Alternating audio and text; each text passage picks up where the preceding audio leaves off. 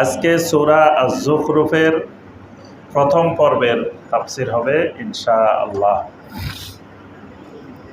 সূরা আয-যুখরুফ, যুখরুফ মানে হলো স্বর্ণ দিয়ে নির্মিত কোনো জিনিস, স্বর্ণ দিয়ে বানানো এরকম কোনো জিনিসকে সৌন্দর্যমণ্ডিত সুশোভিত এরকম জিনিসকে বলা হয় যুখরুফ। তো এখানে এই সূরার ৩৫ নম্বর আয়াতে কারিমায় আল্লাহ রাব্বুল আলামিন এই শব্দটি উল্লেখ করেছেন। সেখান থেকে এই সূরাটির নামকরণ করা হয়েছে সূরা আয-যুখরুফ। এই সূরাটি মাক্কি সূরা, সূরা আয-যুখরুফ মাক্কি সূরা, অর্থাৎ নবী সাল্লাল্লাহু আলাইহি ওয়াসাল্লামের হিজরতের আগে আল্লাহ রাব্বুল আলামিন এই সূরাটি নাযিল করেছেন। এই সূরার বিষয়বস্তু নবী সাল্লাল্লাহু আলাইহি ওয়াসাল্লাম যখন তাওহীদের দাওয়াত দিচ্ছিলেন তখন কাফের মুশরিকদের থেকে অনেক ধরনের প্রশ্ন উত্থাপিত হয়। তাদের মধ্যে একটি প্রশ্ন যে এই কোরআনে কারীম আরবি ভাষায় কেন নাজিল হয়? এটা তো বিদেশি ভাষায় নাজিল হইলেই ভালো হতো। তারপরে তাদের কাছে আরেকটি প্রশ্ন যে আল্লাহ রাব্বুল আলামিন এই মক্কা নগরীতে, তায়েফ নগরীতে, দুই শহরে কত বিশাল প্রভাবশালী ব্যক্তিরা আছেন। ওয়ালিদ ইবনে মুগীরার মতো লোক আছে এখানে, তারপরে ইবনু ইয়ালিলের মতো লোক আছে, এরকম বড় বড় প্রভাবশালী লোকেরা আছে। তাদেরকে আল্লাহ রাব্বুল আলামিন নবী রাসূল না বানিয়ে একজন এতিম বালক মুহাম্মদ রাসূলুল্লাহ সাল্লাল্লাহু আলাইহি ওয়াসাল্লামকে আল্লাহ পাক কেন নবী রাসূল বানাইলেন? তারপরে তাদের আরেকটি ধারণা, তারা আল্লাহর কন্যা সন্তান সাব্যস্ত করেন, নাউযুবিল্লাহ। মানে তারা ফেরেশতাদেরকে আল্লাহর মেয়ে হিসাবে সাব্যস্ত করত। তো আল্লাহ রাব্বুল আলামিন সেটারও এখানে জবাব দিয়েছেন এই সূরার মধ্যে। এরপরে আল্লাহ সুবহানাহু ওয়া তাআলা পূর্বেকার নবীদের, বিশেষ করে ইব্রাহিম আলাইহিস সালাম, মূসা আলাইহিস সালাম, এরকম গুরুত্বপূর্ণ কয়েকজন নবী রাসূলের দাওয়াতের, তাওহীদের দাওয়াতের ইতিহাস আল্লাহ রাব্বুল আলামিন এই সূরা আয-যুখরুফের মধ্যে তুলে ধরেছেন। সূরাটি আল্লাহ সুবহানাহু ওয়া তাআলা শুরু করেছেন হুরুফে মুকাত্তাআত দিয়ে, অর্থাৎ বিচ্ছিন্ন কয়েকটি হরফ দিয়ে শুরু হয়েছে। হামিম, এই হুরুফে মুকাত্তাআত দিয়ে শুরু করার অর্থ হলো এর পরে যে কথাটি আল্লাহ সুবহানাহু ওয়া তাআলা বলবেন, এই কথাটি অত্যন্ত গুরুত্বপূর্ণ একটি কথা আল্লাহ পাক বলতে যাচ্ছেন। সেই গুরুত্বপূর্ণ কথাটি কি? ওয়াল কিতাবিল মুবিন, যে কসম ওই কিতাবের, যে কিতাবটা মুবিন। এটা কোরআনে কারিমের আরেকটি সিফাত হলো মুবিন। মুবিন মানে সুস্পষ্ট রূপে যেটা বয়ান করে দেয়, ব্যাখ্যা করে দেয়। কোরআনে কারিম সব কিছুকে সুস্পষ্ট রূপে মানুষের সামনে বয়ান করে দেয়। এই জন্য কোরআনের সিফাত হলো কিতাবে মুবিন। আল্লাহ সুবহানাহু ওয়া তাআলা প্রথমে এই কিতাবে মুবিনের কসম করেন। কসম করে আল্লাহ পাক বলেন, ইন্না জাআলনাহু কুরআনান আরাবিয়্যান, আমি তো এই কোরআনকে আরবি ভাষায় নাজিল করেছি। কোরআনকে তো আমি আরবি বানিয়ে দিয়েছি। কেন আরবি দিয়েছি? লাআল্লাকুম তাকিলুন, যেন তোমরা সব কিছু ভালোভাবে অনুধাবন করতে পারো, বুঝতে পারো। প্রথম কথা, কোরআনান আরাবিয়্যান, কোরআনকে আল্লাহ রাব্বুল আলামিন আরবি ভাষায় নাযিল করেছেন। তাহলে কোরআনের ভিতরে যদি অনারবি কোনো ভাষাও থাকে, সেটা কি হয়ে গেছে? আরবি হয়ে গেছে। কোরআনের ভিতরে কিন্তু অনারবি অনেক শব্দ আছে, অনেক শব্দ আছে যেগুলো আরবি না, অনারবি। অনেক নবীদের নাম এগুলো আরবি না, এই নবীদের নামগুলো অন্য ভাষায়, আরবি ছাড়া অন্য ভাষায়, কিন্তু এগুলা কোরআনে আসার পরে আরবি হয়ে গেছে। এজন্য কারো কারো মতে যে কোরআনে কারিমের ভিতরে আরবি ছাড়া আর কোনো শব্দ নেই, যেহেতু আল্লাহ পাক বলছেন কোরআনান আরাবিয়ান। কারো কারো মতে শব্দ আছে, তো যারা বলেন যে নাই তাদের যুক্তি হলো যে এগুলো অনারবি ছিল, কিন্তু কোরআনে কারিমে ঢোকার কারণে এগুলো সব আরবি হয়ে গেছে। আচ্ছা, এখন তাদের প্রশ্ন যে কোরআন আরবিতে কেন? কোরআন একটা বিদেশি ভাষায় নাজিল হবে। দেখবেন আমাদের দেশে আগে আপনার যখন রায় লেখা হইতো, তারপরে বিভিন্ন কিছু হইতো, তখন বাংলায় হইতো না, ইংলিশে লেখা হইতো, বিদেশি ভাষায়। কারণ এই দেশের লোক যে ভাষায় কথা বলে সেই ভাষায় যদি দেওয়া হয় তবে মানুষ সব ভালো করে বুঝে ফেলবে। মানুষ যাতে ভালো করে বুঝতে না পারে, এজন্য দেখবেন ডাক্তাররা এমনভাবে প্রেসক্রিপশন লেখে যাতে কেউ বুঝতে না পারে। যদি এমনভাবে লেখে যে সবাই বুঝে, তার ডাক্তার হইল কেমন? এই জন্য কঠিন করে লেখা। তো এখন ওই জামানার মানুষেরও বক্তব্য ছিল যে যারা পণ্ডিত, ওই জামানার যারা কবি, যারা পণ্ডিত, যারা সাহিত্য, এরা সবসময় কঠিন কঠিন শব্দ ব্যবহার করত। কঠিন বলতে কঠিন কঠিন শব্দ বললে মানুষ বুঝবে যে না, উনি অনেক বড় জ্ঞানী, অনেক কিছু জানে। এজন্য দেখবেন আমাদের দেশে অনেকে কথায় কথায় ইংরেজি বলে। ইংরেজি বলে কেন? ইংরেজি বললে মানুষ মনে করবে যে উনি ভালো জানে, শিক্ষিত, ইংরেজি জানে। আমার ওস্তাদ আব্দুল্লাহ জাহাঙ্গীর রাহমাহুল্লাহ ইংরেজি ভাষায় অনেক পণ্ডিত ছিলেন, ভালো ইংরেজি জানতেন, কিন্তু কখনো ইংরেজি বলতেন না। কিন্তু ইউনিভার্সিটির যখন সেমিনার হইতো, অনেক ইন্টারন্যাশনাল সেমিনার, তখন ইংলিশে লেকচার দিতেন। কিন্তু এমনি ওয়াজ মাহফিলে গেলে, কোনো আলোচনা করলে, কোনো হালাকায় কখনো ইংরেজি বলতেন না। এবং এত সহজ সহজ শব্দ প্রয়োগ করতেন যাতে একটা লেখাপড়া না জানা লোকও কথাগুলা বুঝতে পারে।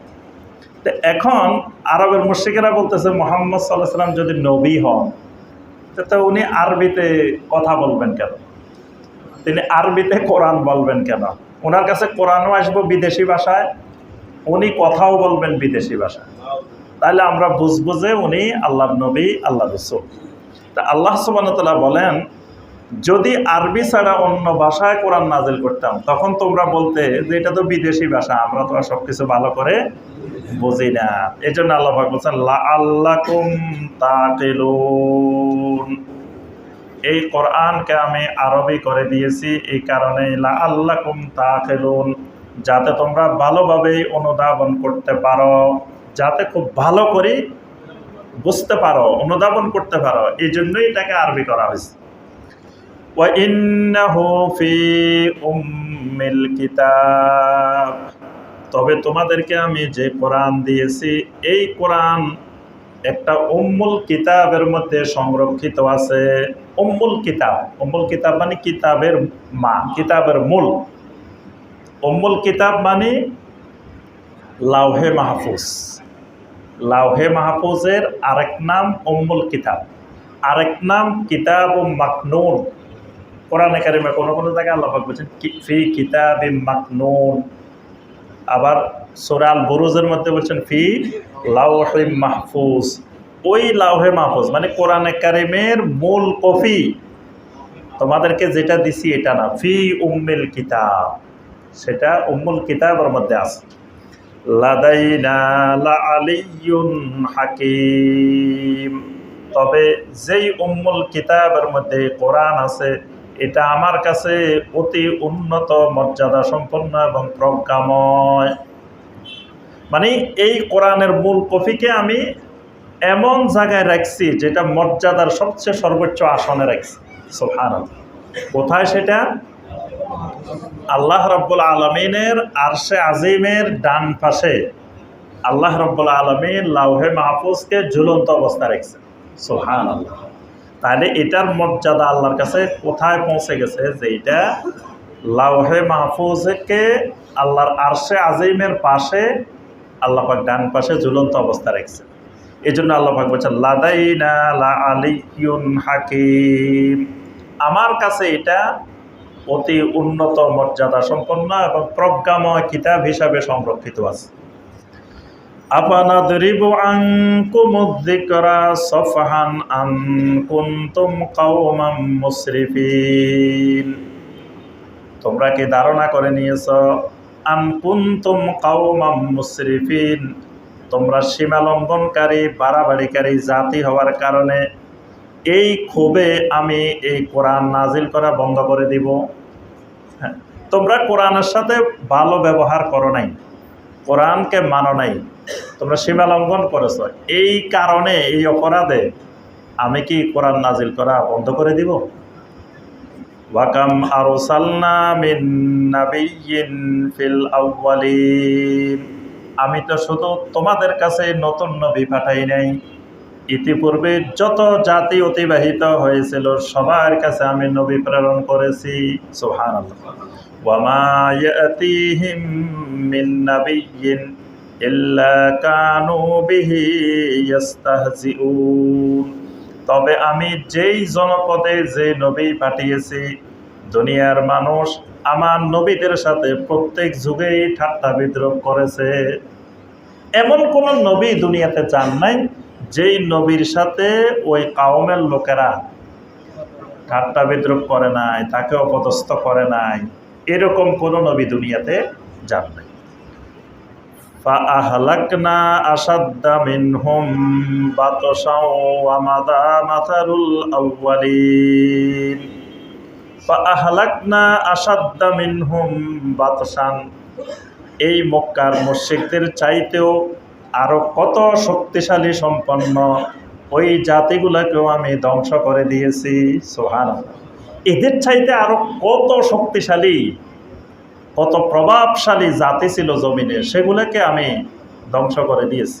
ওয়ামাদা মাসালুল আউয়ালিন, পূর্ববর্তীদের মধ্যে এরকম দৃষ্টান্ত অনেক অতিবাহিত হয়ে গেছে।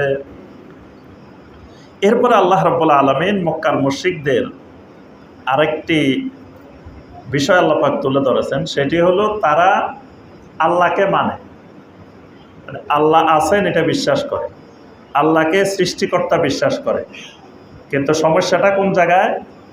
তারা আল্লাহর তাওহীদুল উলুহিয়্যাতকে মানে না, মানে একমাত্র আল্লাহর ইবাদত করতে হবে এইটা মানতে রাজি।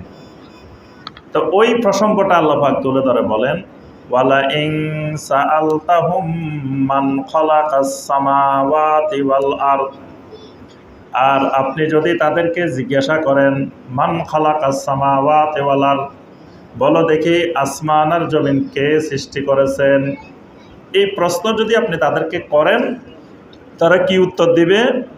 লা ইয়াকুলুন্না খালাকাহুন্নাল আজিজুল আলিম, তারা অবশ্যই বলবে, জবাব দিবে খালাকাহুন্নাল আজিজুল আলিম, এই আসমান জমিন তো আজিজ মহাপরাক্রমশালী মহাজ্ঞানী আল্লাহ রাব্বুল আলামিন তো সৃষ্টি করেছেন। সুবহানাল্লাহ। জবাবটা দিবে কারা? কাফেরেরা। তাহলে কাফেরেরা আল্লাহকে সৃষ্টিকর্তা মানে, যে আসমান জমিন আল্লাহ সৃষ্টি করছেন এটা বিশ্বাস করে, এবং আল্লাহকে মহাশক্তিশালী আজিজ এটাও মানে, আল্লাহকে আলিম মহাজ্ঞানী এটাও মানে। আল্লাযী জাআলা লাকুমুল আরদা মাহাদা ওয়া জাআলা লাকুম ফীহা সুবুলান লাআল্লাকুম তাহতাদুন। এবার আল্লাহ পাক বলেন তারা যে আল্লাহকে সৃষ্টিকর্তা মানে ওই আল্লাহর আরো কিছু পরিচয় শুনো। আল্লাযী জাআলা লাকুমুল আরদা মাহাদা, যিনি তোমাদের জন্য জমিনটাকে দোলনা বানিয়ে দিয়েছেন, জমিনকে তোমাদের জন্য মাহাদা, মাহাদা মানে দোলনা, দোলনার মধ্যে যেরকম আরামে মানুষ চলাফেরা করে আরামে বসে থাকে, জমিনটার মধ্যে মানুষ দোলনার মতো আরামে চলাফেরা করে। অথচ এটা মহাশূন্যের মধ্যে একটা গ্রহ, কিন্তু মানুষ বুঝতে পারে না এটা যে পরিভ্রমণ করতেছে, এটা যে নড়াচড়া করতেছে, এটা যে এত কিছু করতেছে, কিন্তু আমরা কিছুই বুঝতে পারতেছি না। আমরা দোলনার মতোই আরামে এটার মধ্যে চলাফেরা করতেছি, খাইতেছি, ঘুমাইতেছি, চাষাবাদ করতেছি, সব করতেছি। আল্লাহ পাক বলেন তোমাদের জন্য জমিনটাকে আমি দোলনা স্বরূপ বানিয়ে দিচ্ছি। কোনো আয়াতে বলছেন বিছানা, ফেরাশা, আর এখানে বলছেন মাহাদা, তোমাদের জন্য জমিনটাকে দোলনার মতো করে বানিয়ে দিস। ওয়াজআলা লাকুম ফিহা সুবুলান, আর এই জমিনের ভিতরেই তোমাদের জন্য অসংখ্য রাস্তা তৈরি করে দিয়েছে। সুবহানাল্লাহ। স্থলপথে বিভিন্ন রকমের রাস্তা, আবার সাগর দিয়ে, নদী দিয়েও তোমাদের জন্য রাস্তা, আবার আকাশ পথে সেখান দিয়েও তোমাদের জন্য রাস্তা তৈরি করে দিয়েছে। লাআল্লাকুম তাহতাদুন, যাতে তোমরা তোমাদের সঠিক গন্তব্য তোমরা চিনতে পারো, খুঁজে পাও। ওয়াল্লাযী নাযালা মিনাস সামাই মাআম বিকাদার, আর তিনি আসমান থেকে পানি অবতীর্ণ করেন পরিমাণ অনুযায়ী। আসমান থেকে তিনি পানি অবতীর্ণ করেন, তাহলে বৃষ্টিটা অবতীর্ণ হয়। নাযালা, তিনি আসমান থেকে পানি অবতীর্ণ করেন, তবে পানিটাও বেকাদারিন, মানে হিসাব করে পরিমাপ অনুযায়ী। যদি বেশি পানি আল্লাহ অবতীর্ণ করতেন তো জমি ডুবে যায়, আবার যদি কম হইতো তাহলে ঠিকমতো ফসল ফলফলাদি গাছপালা কিছু গজাইতে পারত না। এই জন্য কতটুকু পানি জমিনের দরকার, মানুষের দরকার, আল্লাহ পাক বলেন বেকাদারিন, পরিমাপ অনুযায়ী, পরিমাপ নির্ধারণ করে আমি এই পানি অবতীর্ণ করি। ফাআনশারনা বিহি বালদাতাম মাইতা, এরপরে আমি ওই পানি দিয়ে মৃত জমিনটাকে আবার পুনরায় জীবিত করি। সুবহানাল্লাহ। যেই জমিন একবার মরে যায়, সেই মরা জমিনটাকে আমি আবার জীবিত করি। কাযালিকা তুখরাজুন, ঠিক এমনিভাবেই তোমাদেরকে আবার কবর থেকে বের করে উঠানো হবে। সুবহানাল্লাহ।